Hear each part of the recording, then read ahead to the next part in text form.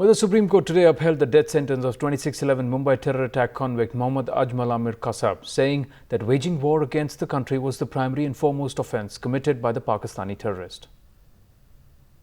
The Supreme Court today has delivered a judgment dealing with the appeal of Mohammad Kasav.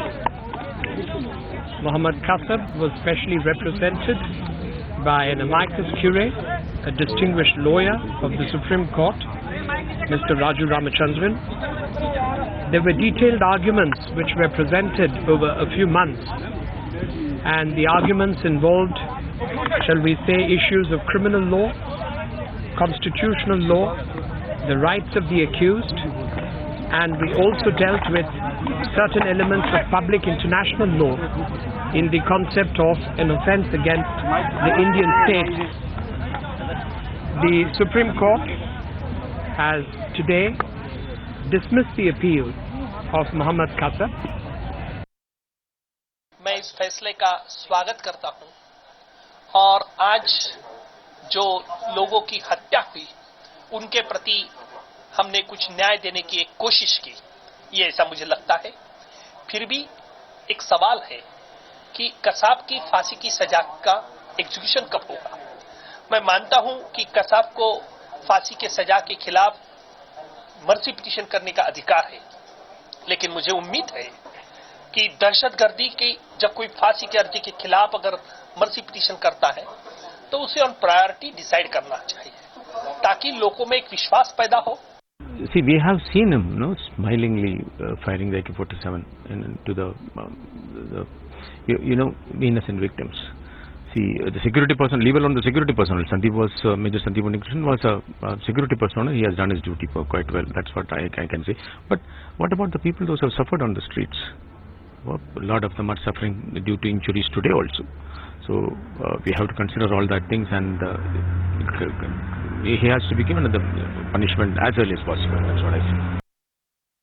The Supreme Court of India has upheld the death sentence against Ajmal Kasav. We're joined right now by Farhan, one of the owners of Leopold Cafe, which was attacked on that fateful night of 26/11/2008. Farhan, what do you think about this particular verdict? What is your reaction? Well, this decision is actually welcomed by every Indian. No doubt it's taken a very long time for this decision. But this decision is like the voice of India. It is a message which is being sent across to every terrorist outfit that finally there is a decision that can take place in India, and if they cannot kill any innocent, they cannot come and kill any innocent Indians and just walk away free. This is what will be the outcome of them finally over here. Supreme Court has upheld the death sentence for Ajmal Kasav, the 26/11 lone terrorist. Well, I think it was inevitable. Everyone who understands law and anybody who is sensitive about what happened in this country would have said that this is inevitable, and this is both desired and this is the obvious conclusion. But this is rule of law. You have to go through the process and go through the process dispassionately and as objectively as possible. And I think that nobody can raise a finger on the Indian legal system that we don't believe in rule of law, and the worst enemy of ours is not given a chance to at least defend themselves. Many people would not want this kind of timeline to be allowed in these kind of heinous crimes. But since we are part of rule of law, we have to put up with this. Sometimes people get impatient, and I can understand the impatience that people express. But at the end of the day, I think this will give us tremendous self-assurance, strength, and sense of security and justice, that the justice has finally been done. Well, we welcome the Honorable Supreme Court decision in this matter, and it is on very predictable lines because it was an open and shut case. Kasav was guilty along with others of waging a war against the state of India, and he has threatened the unity and integrity of the country.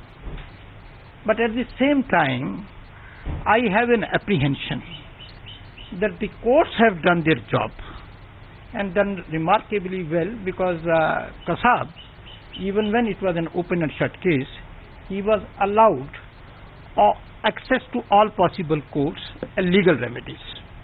But now that the court has given a decision, I doubt whether the UPA 2 government which is guided by vote bank politics, will be able to implement the court decision. Reactions, but also soon after the verdict, while briefing the media, Joint Commissioner of Police Mumbai Himanshu Roy also said that when Ajmal Kasav and Abu Jundal were brought face to face, Kasav did identify Jundal, and with each passing day of the ongoing investigation, the involvement of state elements from Pakistan in perpetrating terror across the border is only becoming clearer. Rejecting the appeal of Ajmal Kasav and confirming the death sentence is an important milestone in our fight against terror. The Mumbai Crime Branch is also investigating the role of Abu Jundal in the 26/11 terror attack. This interrogation and investigation further reveals the links of the MET and the role of Pakistan in the export of terror into our country. And also the first reaction coming from across the border, senior lawyer Ahmed Razak Kasuri talking to us soon after the verdict by the Honorable Supreme Court. When this unfortunate incident took place on 26th of November 2008, sometime later I appeared on a Taliban network in Pakistan, and I offered my services subject to arrangement by the Indian government of security and etc. etc. And I feel that if they would have invited some counsel and allowed some counsel from Pakistan to conduct his case, that would have been more transparent and a fair trial, because one of the requirement of a fair trial is that it must be transparent and the accused must be represented by a counsel of his own choice. Now here was a counsel who has been supplied to him by the court, and as I earlier said, they are normally not up to the level standard of this kind of high profile case. I'm sure that if a better assistance would have been provided to the court on this delicate issue, the court would have been in a much better position to understand the intricacy and all the legal complication involved in the case. Because one of his statement was that he was asked to make a statement under duress. Naturally, he was in Indian custody and must have been subject to all kind of torture. And one of the basic principle is that accused must be allowed to make a statement without any pressure and without any duress. And I can imagine that with that kind of a background and with that kind of a horrible prosecution story, he must have been subjected to tremendous torture. And in that kind of a mental background, I'm sure he was not in a position to make a statement